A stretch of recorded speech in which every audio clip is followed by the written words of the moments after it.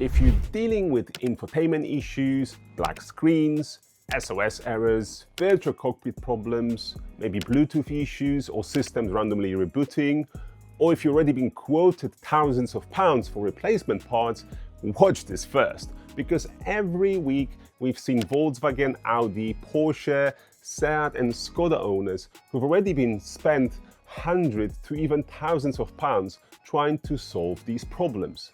Some have already paid for diagnostics, some have already replaced parts, and some have already visited 2, 3 to even 4 different garages. And despite all of that, the issue still isn't fixed. Now, the frustrating thing is this: most of these owners haven't done anything wrong. The garages haven't necessarily done anything wrong either. The problem is modern vehicle electronics have become incredibly complex, and complexity creates something expensive: guesswork. Years ago, cars were simpler. Radio systems were fairly isolated, navigation was separate, systems weren't heavily integrated. But modern Volkswagen Group vehicles are different. Your infotainment system isn't just a screen anymore, it's talking to other modules constantly. Emergency systems, online services, Bluetooth system, navigation, your CarPlay or Android connectivity, the sound system, even general car settings like mirrors, seats, air conditioning, they all part of your vehicle communication network. Everything is connected, which means a problem in one area can create symptoms somewhere completely different. And that's where expensive mistakes happen. I'll give you a real example. We had a Skoda Karoq come in recently, customer experiencing GPS issues and Bluetooth issues. Now, on the surface, those sound like two completely separate faults, and most people would naturally assume infotainment issue. Makes sense. GPS issue, Bluetooth issue, infotainment system must be faulty, right? Except after investigation, the infotainment system itself was absolutely fine. And the issue turned out to be the SOS, Emergency Call Module. Fixing that single module resolved both issues. Now imagine if somebody simply started replacing infotainment components, potentially thousands of pounds later, the issue could still be there. That's why understanding symptoms and understanding causes are two completely different things. Now I want to walk you through something we call our SNS No Guesswork Method. This is the framework we use every week on Volkswagen Group vehicles that we work on. Because modern infotainment systems have become too complex for guesswork. Too often we see owners replacing parts based on symptoms or relying on surface level information. And that's where the expensive mistakes happen. So rather than guessing, we follow a structured method designed to identify the actual cause before anything gets replaced. Because replacing symptoms is expensive. Finding causes changes everything. And once you understand this method, you understand why replacing expensive parts should rarely be the step one. So how does the SNS No Guesswork Method work? Well, it's a system based on steps. And step one is understand the symptoms. The first thing we do is understand exactly what the vehicle is doing, not what someone thinks the problem is, not what fault codes suggest, what the car is actually doing. Examples can be system rebooting, black screen, no sound in the car, or SOS error on dash, or maybe CarPlay connectivity failures, touchscreen issues, or random shutdowns. Because here's what years of experience teaches you. Identical symptoms do not always mean identical faults. And this is where things get interesting. I'll give you an example. We had an Audi that came in with the infotainment system that wouldn't start properly. Well, owner assumed major infotainment failure, which is understandable. Screen not behaving correctly, system not loading, and panic starts immediately because people know replacement system can cost thousands. After our investigation, the issue wasn't the infotainment, it wasn't the software corruption, it wasn't the hardware failure. What actually was, it was the battery voltage that was simply too low. The car was prioritizing critical vehicle systems, and after battery got replaced, infotainment system worked perfectly.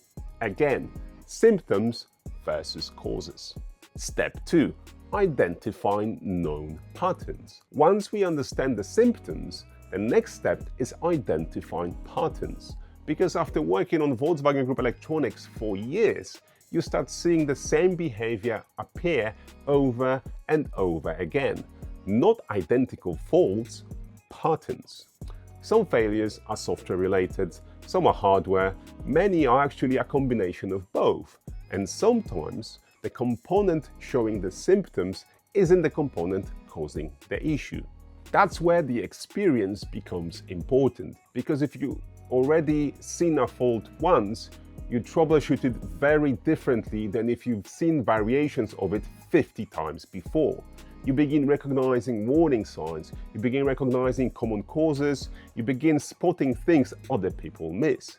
Let's say somebody has an infotainment system randomly rebooting.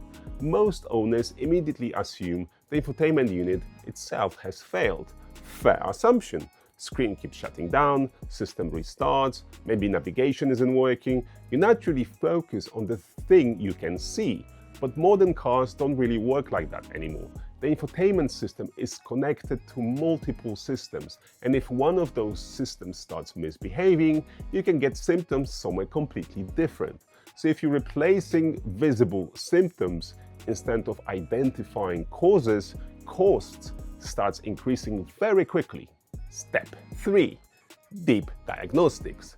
This is where our process really starts separating itself, because many people think diagnostics simply means plugging a computer into a car and reading fault codes. And that's understandable because that's what most people see. Car plugged in, scan runs, fault appears. Problem solved. Except unfortunately, that's rarely how it works. Fault codes are useful, but fault codes don't always tell the full story. I mean, very often they tell you what system has actually stopped communicating, but they don't always explain why. And understanding why is usually where the answer lives. Think of it like this. Imagine someone walked into hospital and said, "I've got a chest pain." Now, the chest pain is a symptom, right? But chest pain itself isn't the diagnosis. It could be 10 different things. So cars work similarly. No communication with control module is often a symptom. It's not the root cause. So our goal isn't simply reading codes. Our goal is understanding what sits underneath them. Software integrity, communication issues, power supply behavior, signal testing, hardware health. The question becomes, why did this happen? Not what part can we replace? Now, we've had a Volkswagen where the infotainment system wasn't starting at all, completely dead. Owner understandably assumed worst case scenario, major failure, replacement unit, potentially thousands of pounds to pay. But during investigation, we discovered the vehicle had recently been jump-started. The voltage spike had caused internal hardware damage. Now, many places would simply replace the system entirely, but because we investigated deeper, we identified damage within the control unit itself. We repaired the board, restored the software, recommissioned the system, and saved the customer thousands of pounds. Step 4. Finding the root cause. Now, this brings us to one of the biggest differences between symptoms and causes: root causes. Because electronic systems fail for all sorts of reasons: heat, cold, vibration, power fluctuations, failed updates, communication issues, internal hardware failures, wear over time. Well, basically modern vehicle electronics live in a pretty harsh environment, far harsher than most electronic people use every day. Unlike your TV sitting comfortably at home, vehicle systems spend years being shaken, heated, frozen, and exposed to constant voltage changes. Eventually, things will happen. And like connection fail, components degrade, software becomes corrupted, communication starts breaking down, and often the symptom you see on the dashboard is simply the final stage of something that started much earlier. Now, step 5, repair versus replace.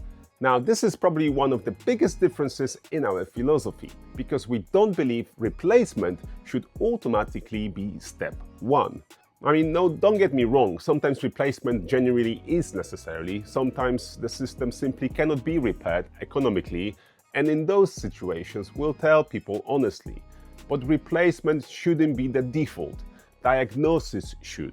Because if the issue turns out to be repairable, you can potentially save enormous amount of money, from hundreds to thousands of pounds. And there is another benefit people don't often think about: waste. Replacing complete systems when a smaller repair are possible creates a huge amount of unnecessary waste. Repairing existing system isn't just cost effective, it's often the smarter solution all around. Step 6. Test and verify. Now, once repairs are completed, the job still isn't finished, because systems appearing to work and systems functioning correctly long term are two different things. Everything gets tested, everything gets validated, software checked, coding checked, communication checked, updates checked, system recommissioned correctly, because we've seen situations where owners tried saving money buying used parts online. On the surface, things appear to work, but underneath there are communication issues, coding issues, vehicle identification numbers conflict, the VIN conflicts, compatibility issues, and problems only appear months later. So if you've got infotainment issues like black screens, SOS errors, virtual cockpit problems, Bluetooth faults, or if you've already been quoted thousands for replacement systems, don't guess. Modern Volkswagen Group electronics are simply too complex for guesswork, because replacing systems is expensive and understanding causes changes everything. And that's exactly why we developed our SNS No Guesswork Method, because understanding the framework is one thing, seeing it applied to a real vehicle is something completely different. So in the next video, we're looking at Volkswagen Arteon that came to us with an infotainment rebooting issue. We will walk through the symptoms the vehicle had, how we approached the problem, how we identified the fault, and how we repaired it.